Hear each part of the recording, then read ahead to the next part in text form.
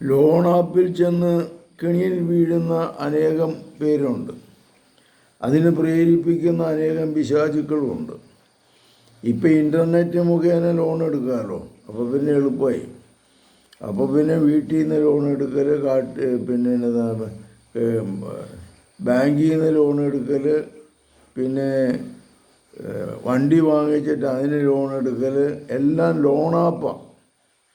അങ്ങനെ ആപ്പിൽ ചെന്ന് പെട്ട് പിന്നെ അവതാളത്തിലായ അനേകം പേരുണ്ട്. ഇതിനെ പ്രേരിപ്പിക്കുന്ന തിന്മയുടെ അംശമുണ്ട്. മദ്യപാനം, അതുപോലെ തന്നെ വീട് വയ്ക്കൽ. അപ്പുറത്തവൻ ഒരു വലിയ വീട് വെച്ച് കഴിഞ്ഞാൽ പിന്നെ നമുക്ക് കുറയ്ക്കാൻ പറ്റില്ലല്ലോ. മറ്റവൻ പഴയ വണ്ടി വിറ്റിട്ട് ഒരു വലിയ പുതിയ വണ്ടി മേടിച്ചപ്പോൾ നമ്മുടെയും വണ്ടി വിറ്റിട്ട് ഒരു വലിയ പുതിയ വണ്ടി മേടിക്കുക, അത് ലോണാപ്പിൽ. അപ്പോൾ ഇങ്ങനെ ചെയ്യുന്ന അനേകം മക്കളുണ്ട്.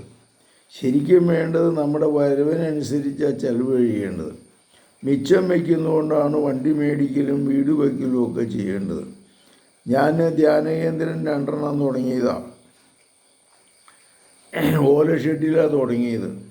ഒന്നുമില്ലെങ്കിൽ അതനുസരിച്ച് തുടങ്ങി. ഞാനൊരിക്കലും ലോൺ എടുക്കാറില്ല, കടം വാങ്ങാറില്ല.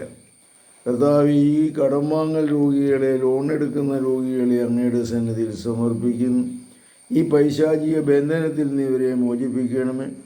അവസാനം കടലിൽ ചെന്ന് മഹാസമുദ്രത്തിലായി പോയി അച്ചോ, എനിക്ക് രക്ഷപ്പെടാൻ നിവൃത്തിയില്ല, ആത്മഹത്യയെ മാർഗമുള്ളൂ എന്ന് പറയാതിരിക്കാൻ, ചുരുക്കി ചെലവഴിക്കാൻ, കിട്ടുന്ന പൈസ മിച്ചം വയ്ക്കാൻ, അത് വർദ്ധിപ്പിക്കാനുള്ള കൃപാവരം ഈ മക്കൾക്ക് ഓരോരുത്തർക്ക് നൽകണമേ.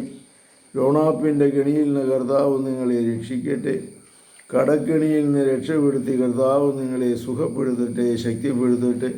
ഉള്ളതുകൊണ്ട് ലളിതമായി ജീവിക്കാൻ, കഠിനാധ്വാനം ചെയ്യുവാൻ, കൃത്യനിഷ്ഠ പാലിക്കാൻ, ജീവിത തത്വങ്ങൾ പാലിക്കുവാനുള്ള കൃപാവരം നിങ്ങൾക്ക് നൽകട്ടെ. നമ്മുടെ കർത്താവ് യേശുമിശിഹായുടെ കൃപയും പിതാവായ ദൈവത്തിൻ്റെ സ്നേഹവും പരിശുദ്ധാത്മാവിൻ്റെ സംസർഗവും നിങ്ങളോടുകൂടി ഉണ്ടായിരിക്കട്ടെ, ഇപ്പോഴും എപ്പോഴും എന്നേക്കും.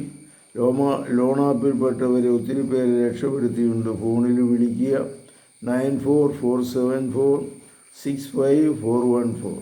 പരിശുദ്ധ പരമദിവ്യകാരുണ്യത്തിന് എന്നേരവും ആരാധനയും സ്തുതിയും പുകഴ്ചയും ഉണ്ടായിരിക്കട്ടെ. യേശുമിശിഹായ്ക്കും സ്തുതിയായിരിക്കും.